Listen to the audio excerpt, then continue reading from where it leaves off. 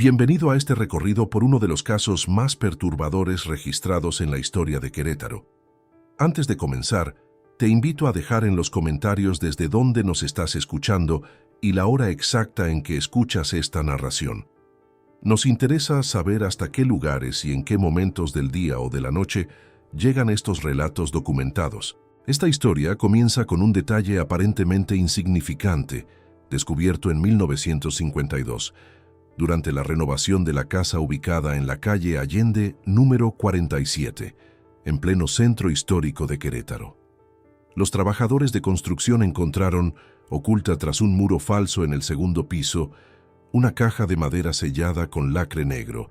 Dentro había un conjunto de cartas atadas con un listón de seda manchado de sangre, un anillo de oro con una esmeralda rajada y un diario de tapas de cuero que comenzaba con una fecha: 15 de marzo de 1897. Lo que llamó la atención del capataz no fue el contenido de estos objetos, sino una inscripción grabada en la tapa interior de la caja: que Dios perdone lo que la ciudad nunca olvidará.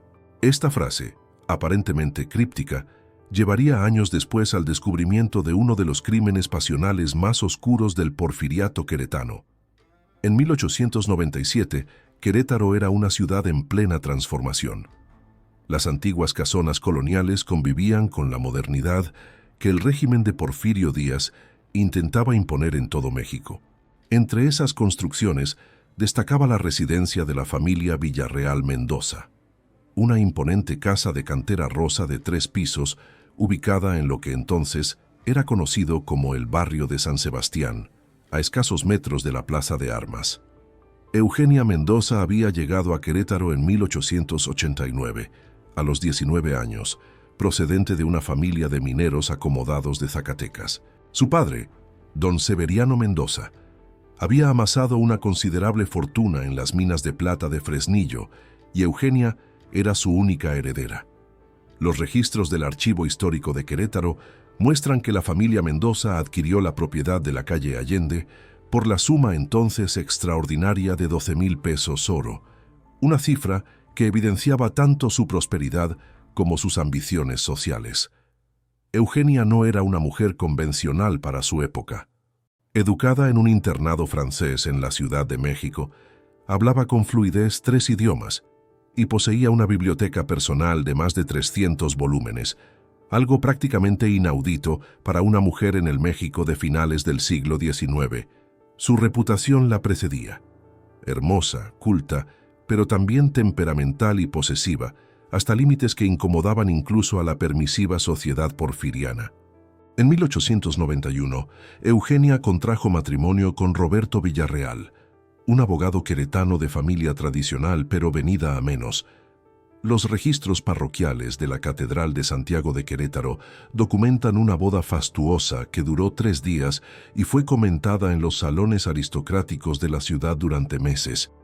Sin embargo, lo que la sociedad no sabía era que el matrimonio había sido, desde el principio, un arreglo económico disfrazado de romance.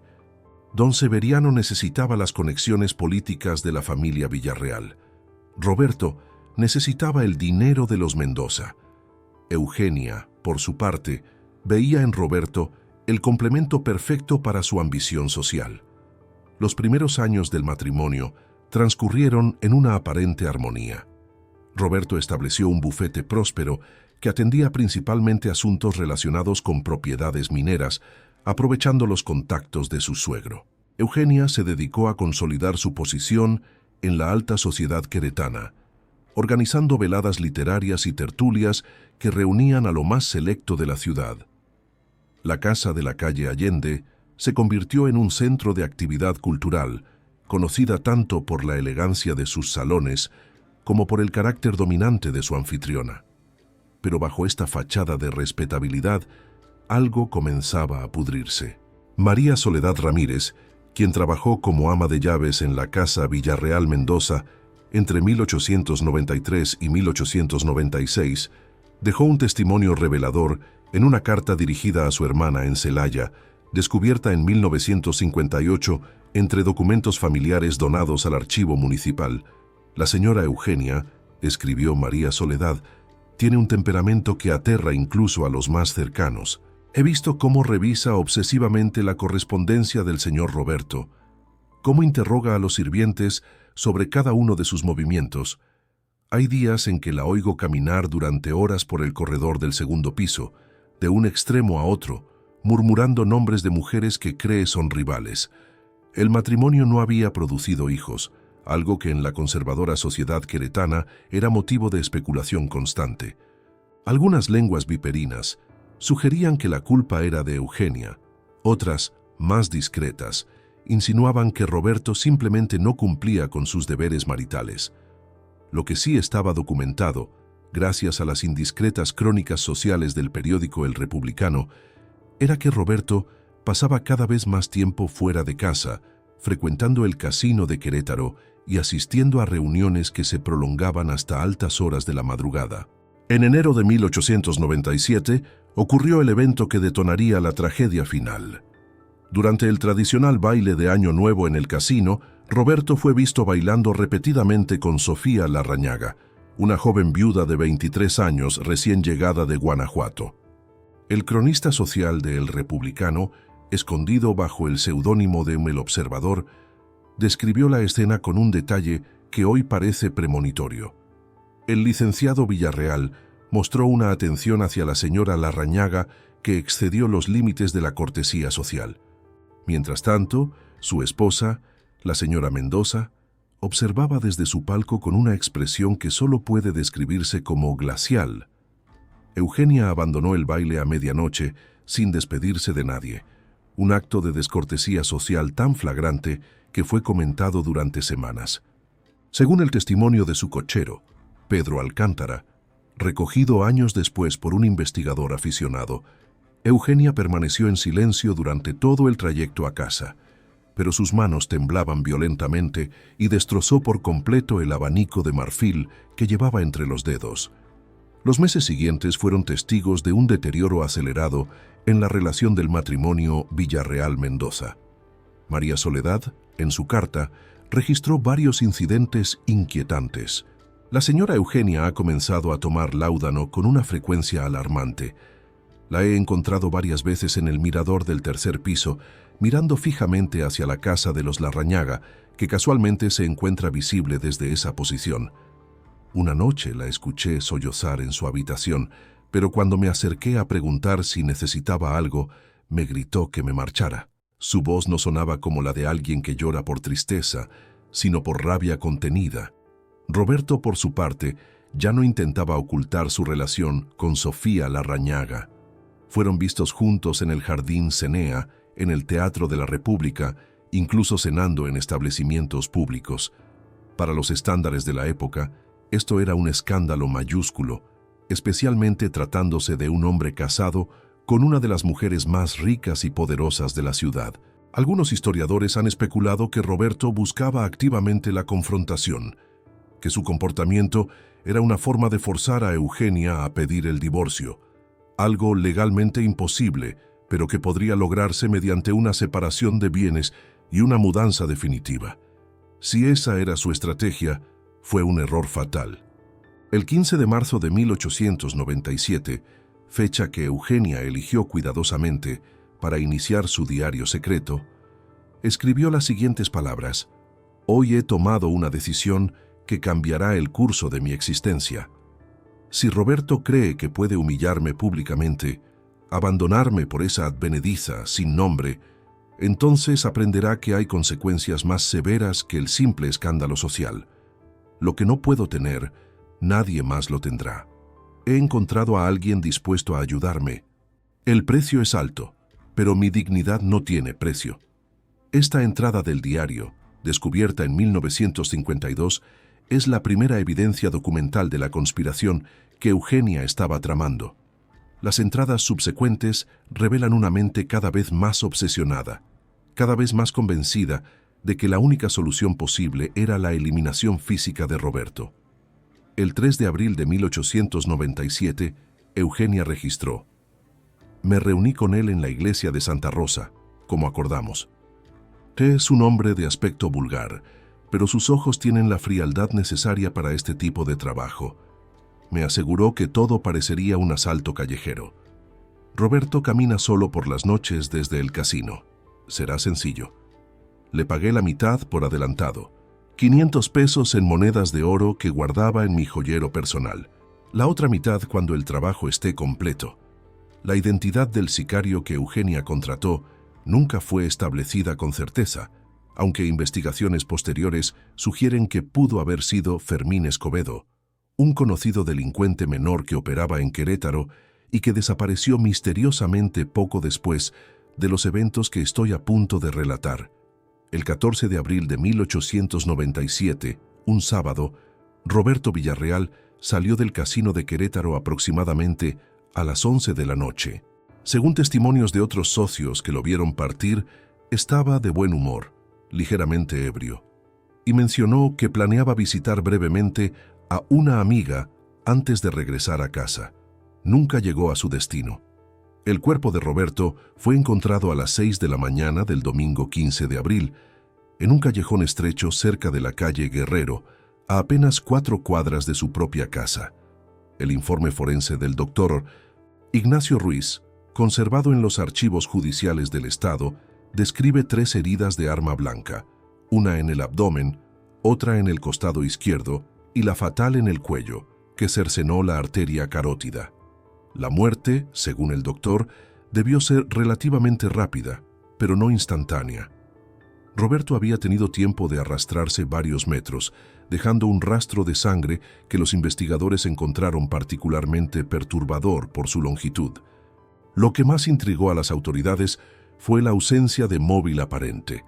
Roberto aún llevaba su reloj de oro, una cadena de plata y una cartera con más de 50 pesos, cifra considerable para la época. No había sido un asalto, había sido un asesinato deliberado.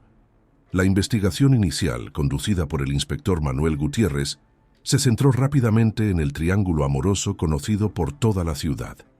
Sofía Larrañaga fue interrogada extensamente, pero su coartada era sólida. Había pasado la noche en casa de su hermana, en presencia de múltiples testigos. La atención se volvió entonces hacia Eugenia. El comportamiento de Eugenia tras la muerte de su esposo fue, cuanto menos, extraño. Cuando se le notificó el fallecimiento la mañana del domingo, su reacción fue descrita por el agente que llevó la noticia como excesivamente contenida. No lloró, no gritó, simplemente asintió y pidió que le permitieran cambiarse de ropa antes de identificar el cuerpo. En el depósito municipal, observó el cadáver de Roberto durante varios minutos en completo silencio. Luego firmó los documentos necesarios y se retiró sin pronunciar palabra. Los vecinos reportaron algo más inquietante. Josefa Villegas, que vivía en la casa contigua a la de los Villarreal Mendoza, testificó que durante la noche del asesinato, entre las 11 y la medianoche, escuchó a Eugenia caminar de un lado a otro en el segundo piso. Sus pasos eran rápidos, nerviosos, y cada cierto tiempo se detenía, como si estuviera escuchando algo. Luego continuaba caminando. Esto duró hasta que oí el reloj de la catedral dar las 12. Entonces todo quedó en silencio.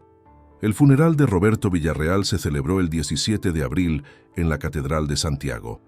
Eugenia asistió completamente vestida de negro, con un velo tan denso que apenas se le veía el rostro. Permaneció de pie junto al féretro durante toda la ceremonia, inmóvil como una estatua. Varios asistentes comentaron más tarde que nunca la vieron llorar, ni siquiera cuando el ataúd fue bajado a la cripta familiar de los Villarreal. Pero fue después del funeral cuando comenzó la verdadera pesadilla. La noche del 17 de abril, los sirvientes de la casa Villarreal Mendoza fueron despertados por gritos provenientes del segundo piso. María Soledad, que aún trabajaba allí a pesar de haber dado su aviso de renuncia, fue la primera en llegar a la habitación de Eugenia. La encontró de pie en medio del cuarto, con su camisón de dormir empapado en sudor, señalando frenéticamente hacia la esquina donde se encontraba el espejo del tocador. «¡Ahí está!», gritaba Eugenia. «¡Lo veo! Roberto está ahí mirándome. ¡Sus ojos! ¡Dios santo, sus ojos me acusan!».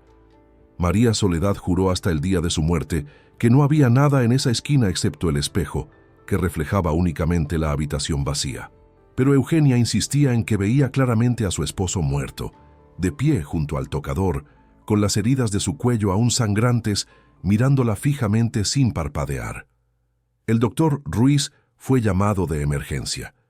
Diagnosticó un ataque de nervios producto del luto y prescribió una dosis más alta de láudano para ayudar a Eugenia a dormir.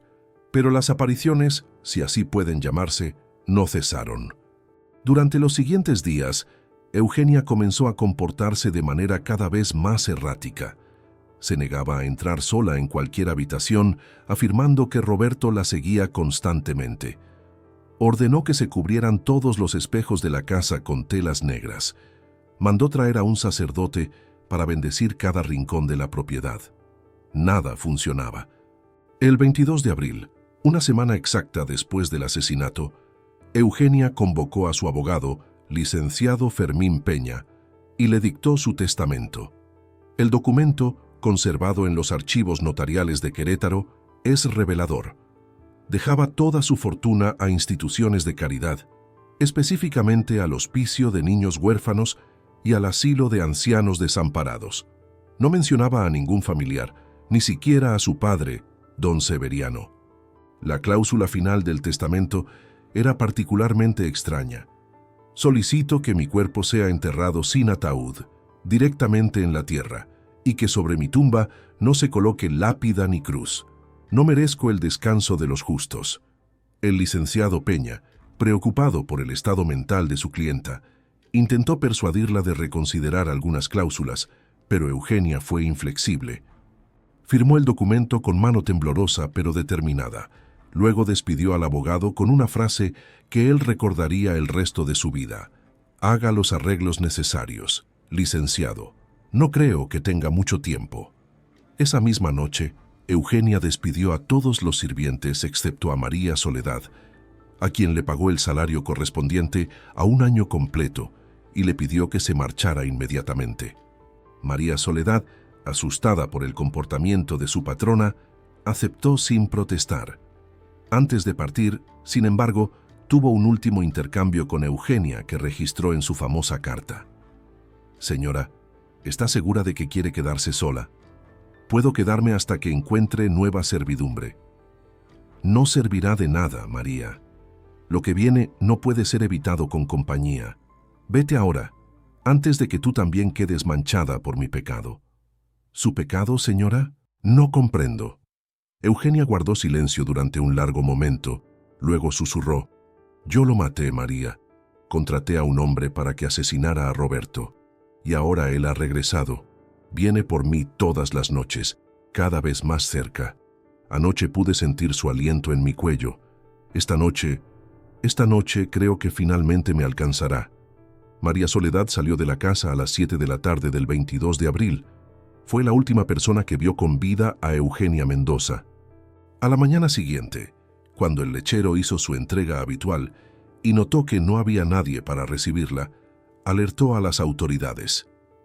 El inspector Gutiérrez, acompañado de 2 agentes, forzó la entrada de la casa Villarreal Mendoza aproximadamente a las 9 de la mañana. Encontraron a Eugenia en su habitación del segundo piso, la misma donde había tenido sus visiones de Roberto. Estaba tendida en el suelo, junto a la cama, con los ojos abiertos y una expresión de terror absoluto congelada en su rostro. No había signos de violencia externa, ninguna herida visible, ninguna evidencia de lucha. El doctor Ruiz, convocado nuevamente, realizó un examen preliminar en el lugar. Su informe, fechado el 23 de abril de 1897, es un documento extraordinario que combina la ciencia médica de la época con observaciones que bordean lo sobrenatural. El cuerpo de la señora Mendoza presenta rigor mortis completo, lo que sugiere que la muerte ocurrió entre 8 y 12 horas antes del descubrimiento. No se observan heridas, contusiones, ni signos de envenenamiento aparente. Sin embargo, hay detalles que desafían la explicación médica convencional. Los ojos de la difunta están abiertos de forma anormal, con las pupilas dilatadas al máximo. La expresión facial sugiere que experimentó un terror extremo en el momento de la muerte. Más inquietante aún, encontré marcas en su cuello que se asemejan a dedos humanos, como si alguien la hubiera estrangulado. Pero estas marcas están en una posición anatómicamente imposible. Aparecen desde el frente, pero apuntan hacia atrás, como si las manos que las hicieron hubieran atravesado su propia garganta desde dentro. El doctor continuó: en mi opinión profesional, la causa más probable de muerte es un paro cardíaco inducido por terror extremo. He visto casos similares durante la guerra, cuando soldados literalmente morían de miedo, pero nunca había observado marcas físicas como las presentes en este cuerpo. Durante la inspección de la habitación, los investigadores hicieron varios descubrimientos perturbadores. Todos los espejos de la casa estaban cubiertos, como Eugenia había ordenado, excepto uno, el espejo del tocador en su habitación. La tela negra que lo cubría había sido arrancada y yacía en el suelo, como si hubiera habido una lucha. El espejo mismo estaba rajado en un patrón extraño, con fisuras que formaban algo similar a la silueta de una figura humana. Más inquietante fue lo que encontraron en el pequeño escritorio junto a la ventana. El diario de Eugenia estaba abierto en la última entrada, fechada el 22 de abril de 1897 a las 11 de la noche. La caligrafía, normalmente impecable, se deterioraba visiblemente con cada línea. Viene hacia mí. Puedo verlo en el espejo. Roberto camina hacia mí, pero no como era en vida. Su rostro está pálido como la muerte, y la herida de su cuello gotea sangre que no cae al suelo sino que flota en el aire como humo rojo. Me mira con ojos que ya no son humanos. Me llama sin mover los labios. Dice que es hora de pagar. He intentado rezar, pero las palabras se me atrancan en la garganta. He intentado huir, pero mis piernas no responden. Está cada vez más cerca. Ya no está en el espejo. Está aquí, en la habitación conmigo. Puedo sentir el frío que emana de él. Extiende sus manos hacia mi cuello y no puedo gritar porque el terror me ha robado la voz. Perdóname, Roberto, perdóname, por favor. No está tocándome. Dios santo, está tocándome y sus manos están frías, tan frías. Y ahora veo que no son sus manos, son las mías, mis propias manos alrededor de mi propio cuello. ¿Cómo es posible que yo...? La entrada terminaba abruptamente, con un garabato de tinta que atravesaba el papel, como si la pluma hubiera caído de las manos de quien escribía. El escándalo que siguió al descubrimiento de los cuerpos sacudió a Querétaro hasta sus cimientos. La confesión en el diario de Eugenia llevó a una investigación renovada del asesinato de Roberto. Se organizaron redadas en busca de Fermín Escobedo, el sospechoso más probable de ser el sicario contratado, pero nunca fue encontrado. Algunos testigos reportaron haberlo visto salir de la ciudad en dirección a México poco después del funeral de Roberto, pero su rastro se perdió completamente. El padre de Eugenia, don Severiano Mendoza, viajó desde Zacatecas para reclamar el cuerpo de su hija. Al enterarse del contenido del testamento, intentó impugnarlo legalmente, argumentando que Eugenia no estaba en sus cabales cuando lo redactó.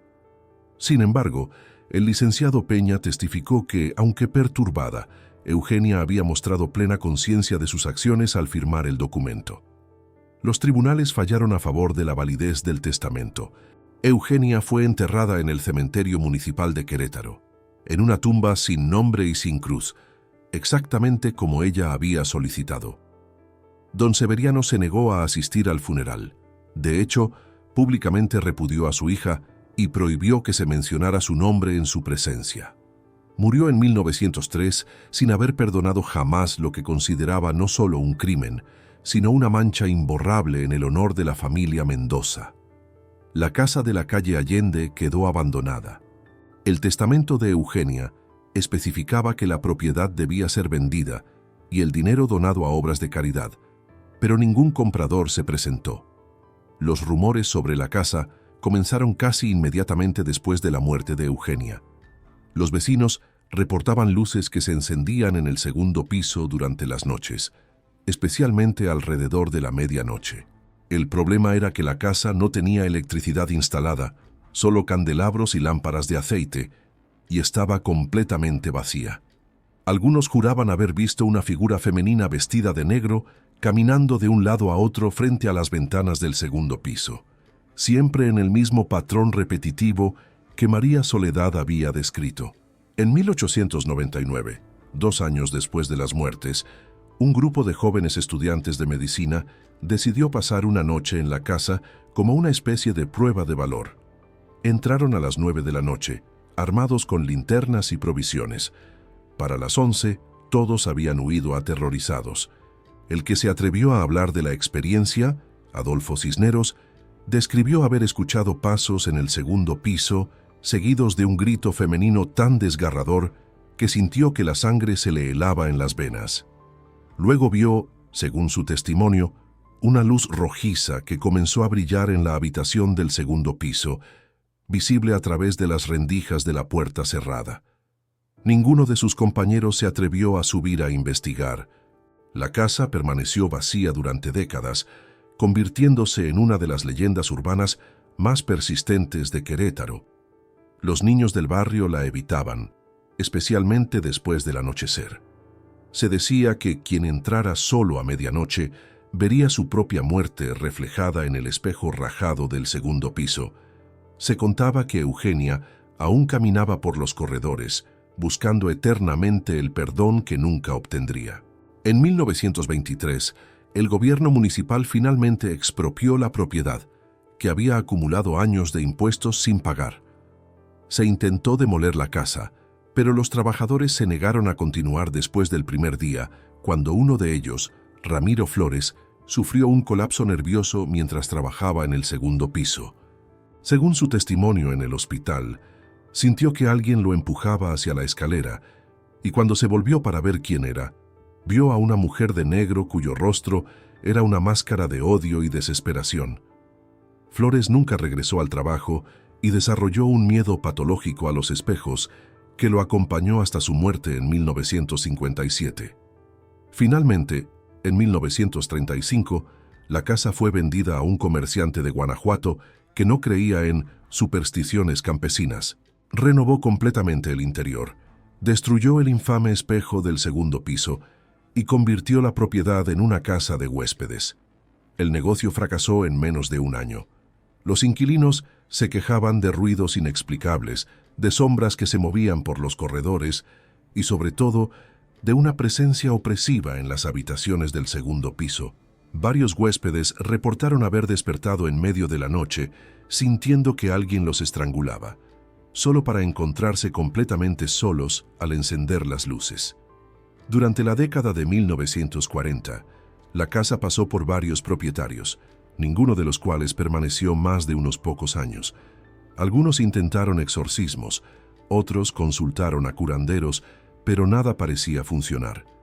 La presencia en la casa, fuera lo que fuera, permanecía. Fue durante la renovación de 1952 cuando se encontró la caja sellada con el diario de Eugenia y las cartas que confirmaban su papel en el asesinato de Roberto. Este descubrimiento reavivó el interés en el caso y atrajo a investigadores paranormales de varias partes de México. El más notable fue el padre Sebastián Morales, un sacerdote jesuita con interés en fenómenos inexplicables.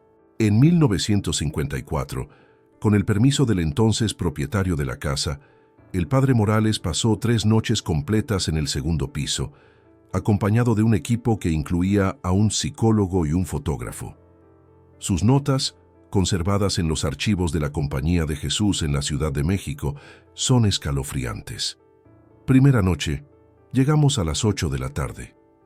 La casa está en silencio, pero hay una cualidad en ese silencio que resulta perturbadora. No es la ausencia de sonido, sino más bien la sensación de que algo está conteniendo el aliento, esperando. A las 11:47 p.m., todos sentimos un descenso brusco de temperatura en la habitación del segundo piso. El termómetro registró una caída de 22 a 8 grados Celsius en menos de 3 minutos, algo meteorológicamente imposible en un espacio cerrado. A medianoche exacta, escuchamos claramente pasos de mujer caminando de un extremo a otro del corredor. El fotógrafo intentó tomar imágenes, pero su cámara dejó de funcionar inexplicablemente. Segunda noche, decidimos colocar grabadoras de audio en diferentes habitaciones. A las 11:30 p.m., Todas las grabadoras capturaron el mismo sonido simultáneamente. Una mujer llorando. No era un llanto de tristeza, sino de absoluta desesperación. El psicólogo, el doctor Rentería, describió el sonido como el llanto de alguien que ha perdido no solo la esperanza, sino también el alma. A las 11:55 p.m., el llanto cesó abruptamente. Durante los siguientes 5 minutos, un silencio aún más profundo llenó la casa. Luego, a medianoche, escuchamos una voz de mujer que susurraba repetidamente: «Perdóname, perdóname, perdóname». La voz venía de todas partes y de ninguna parte al mismo tiempo. Tercera noche. Contra el consejo del doctor Rentería, decidí realizar un exorcismo formal. Comencé las oraciones a las 11 de la noche en la habitación donde murió Eugenia Mendoza. La resistencia fue inmediata e intensa. Las ventanas se abrieron de golpe a pesar de estar aseguradas con pestillos. Las velas que había colocado se apagaron todas simultáneamente. Sentí una presencia abrumadora, no de maldad pura, sino de algo más complejo. Remordimiento, ira, terror y una desesperación tan profunda que casi podía saborearse en el aire. A medianoche, vi a través del espejo restaurado del tocador algo que me perseguirá hasta mi último día. Una mujer de negro, su rostro oculto entre sombras, pero sus ojos brillaban con una luz que no era de este mundo. Extendió sus manos hacia mí y pude ver que estaban manchadas de sangre que goteaba sin cesar. Perdí el conocimiento.